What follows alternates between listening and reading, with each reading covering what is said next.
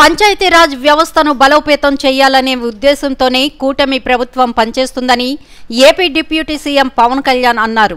కూటమి అధికారంలోకి వచ్చి 60 రోజులు పూర్తి చేసుకున్న సందర్భంలో పంచాయతీలకు సంబంధించి కొన్ని నిర్ణయాలు తీసుకోవడం జరిగిందన్నారు.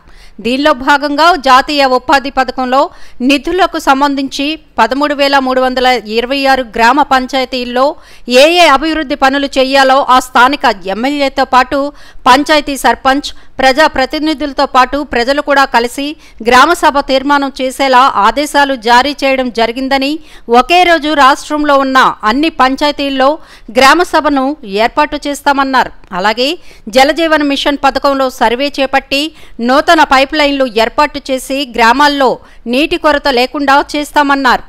పంచాయతీలకు ఎన్నికలు జరిగి పాలకవర్గం మాత్రమే ఉందని, కనీసం గ్రామాల్లో బ్లీచింగ్ చల్లడానికి కూడా డబ్బులు లేని పరిస్థితిని గత ప్రభుత్వం తీసుకువచ్చిందన్నారు.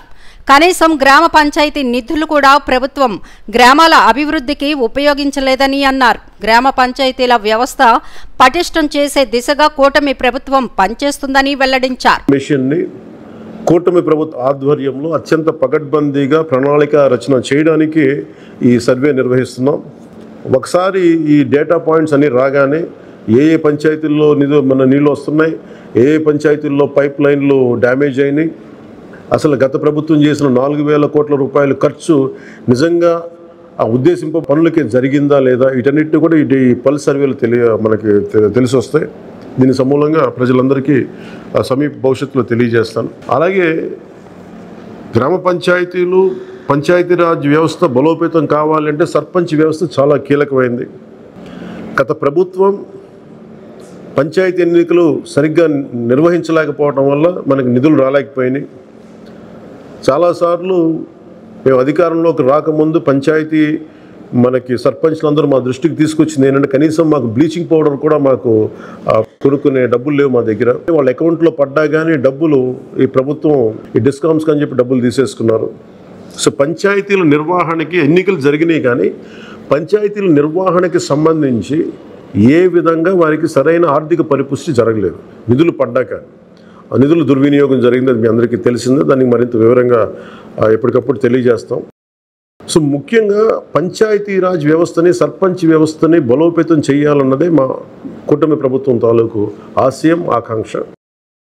దాంట్లో భాగంగా ఇప్పుడు దాకా గత 30 సంవత్సరాలుగా, గత 1990 నుంచి ఇప్పటిదాకా ఎప్పుడు 15 ఆగస్టు పండుగ జరపడానికి ఇప్పటిదాకా నిధులు ఇప్పుడు సమకూర్చలేదు. చాలా నామకే వాస్తే నామమాత్రంగా ప్రతి పంచాయతీకి, చిన్న పెద్ద పంచాయతీలకి 100 రూపాయలు, చిన్న పంచాయతీలకి, పెద్ద పంచాయతీలకి 250 రూపాయలు చొప్పున ఇచ్చేవారు. ఒకవైపు ఏమో గాంధీ గారి కలల కన్నా పల్లెలు పట్టుకొమ్మలు అంటూ ఉంటాం, గ్రామీణ స్వరాజ్యం అని మాట్లాడతాం. కానీ ఎన్నికల్లో నిలబడ్డ పంచాయతీ సర్పంచ్కి మటుకు జెండా పండుగ నిర్వహించాలంటే వాళ్ళకి ఇచ్చే డబ్బులు 100 రూపాయలు, 250 రూపాయలు. ఈ రివ్యూ మీటింగ్స్లో మాకు తేలింది ఏంటంటే 100 రూపాయలకి 250 రూపాయలకి 13,326 పంచాయతీల్లో ఏం చేయగలరు? మేము ఒకటే ఆదేశించాను, రాగానే చాలా ఘనంగా జరుపుకోవాలి.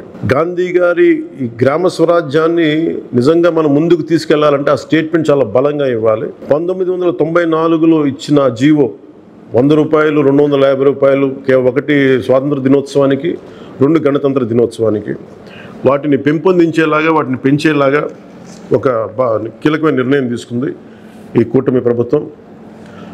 ప్రతి ఒక్క పంచాయతీలో సర్పంచులు తలెత్తుకొని సగౌరవంగా జెండా వందనం చేసేలాగా రాష్ట్రంలోని ఎన్డీఏ ప్రభుత్వం నిర్ణయం తీసుకుంది.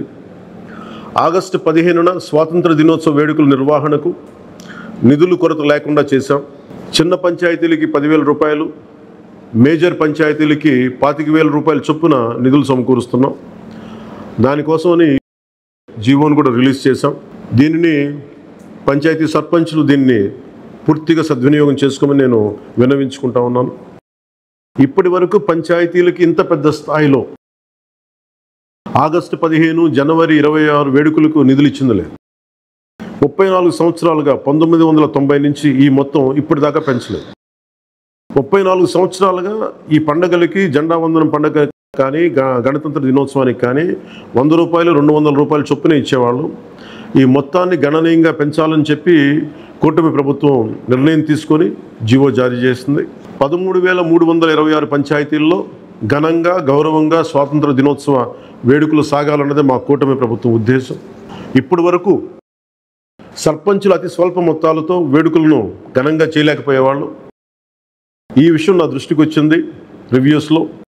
దీనిపైన ఉన్నతాధికారులతో మాట్లాడి ఏ దశలోనూ ప్రజలు ఎన్నుకున్న సర్పంచుల ఆత్మగౌరవం తగ్గకుండా దేశంలో పవిత్రమైన 15 ఆగస్టు గణతంత్ర వేడుకలు గర్వంగా చేసుకునేలాగా సగర్వంగా చేసుకునేలా చర్యలు తీసుకొని చాలా స్పష్టంగా ఆదేశాలు ఇచ్చాను. ఆ దిశగానే నిర్ణయం చేశాం.